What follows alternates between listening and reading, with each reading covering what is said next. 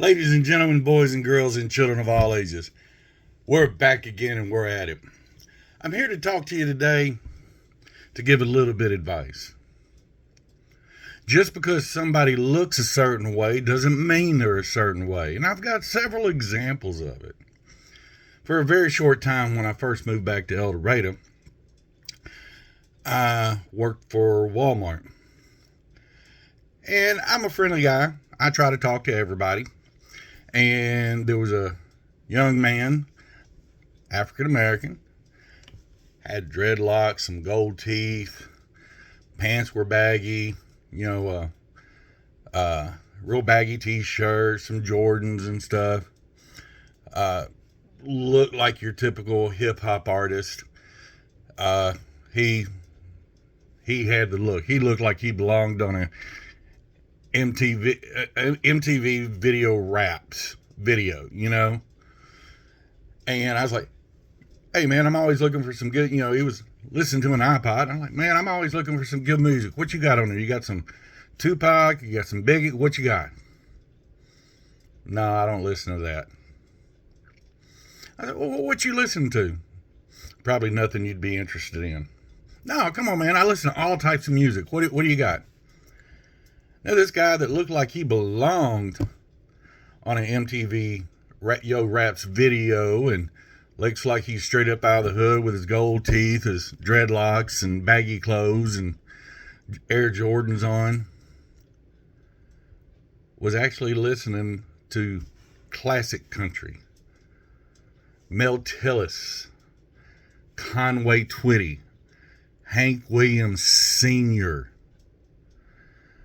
the Highwaymen. That was his jam. He did not even like modern rap. Not even R&B. He liked vintage country. Now, I will admit it threw me off a little bit, but it reminded me back when I had my own little business selling watches and sunglasses in a mall.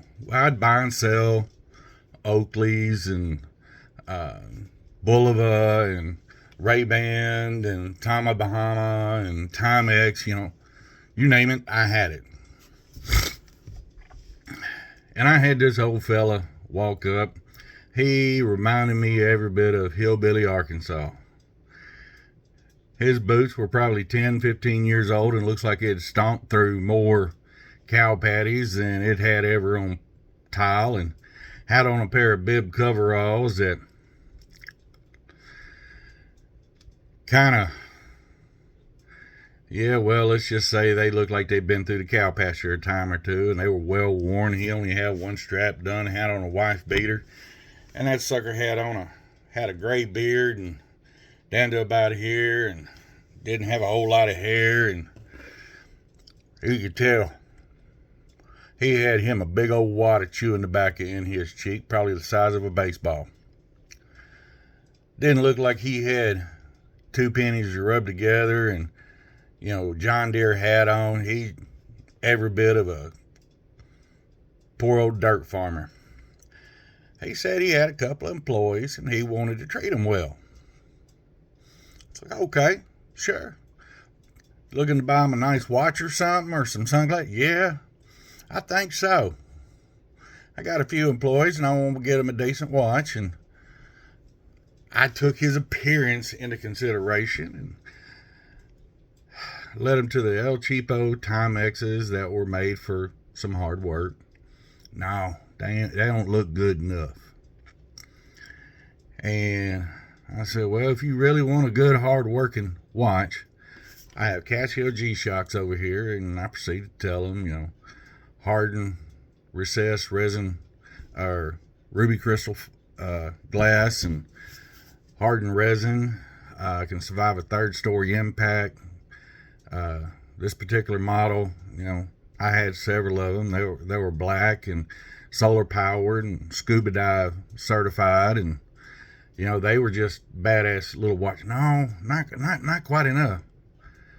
I was like, well, there is a titanium version of it. Now, it goes for about $250 a piece.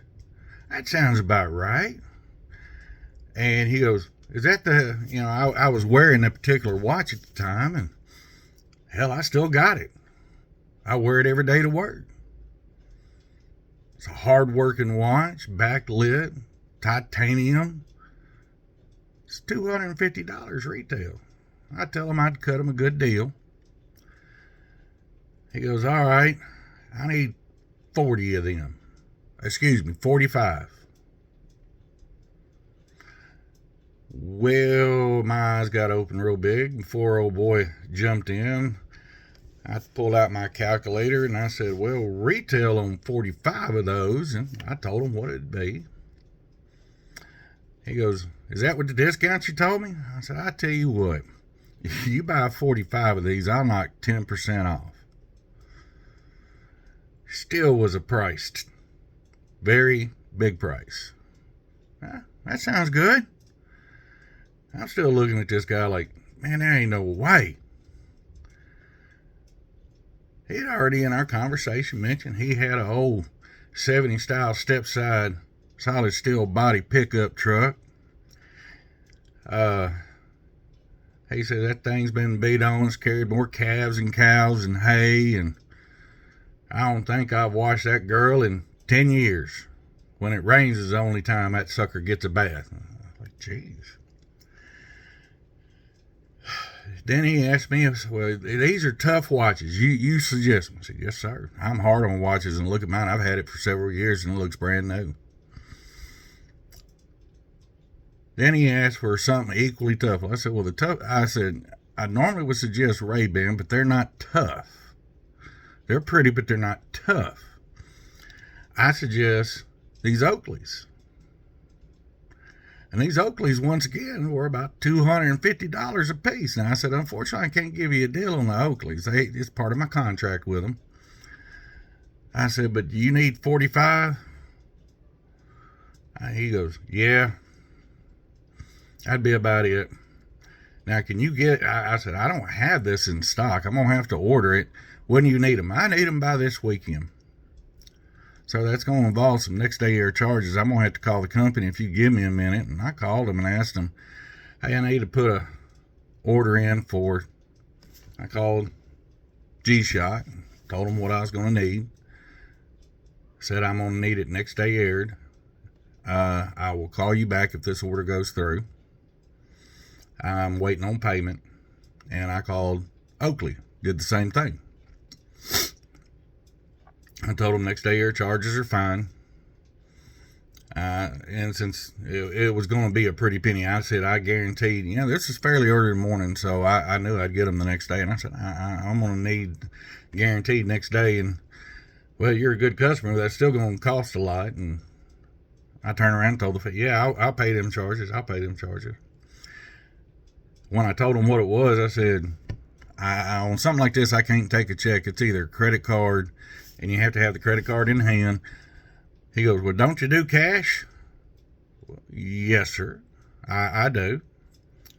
And this fella reached down in his baggy overalls and pulled out a wad of $100 bills about yay big around.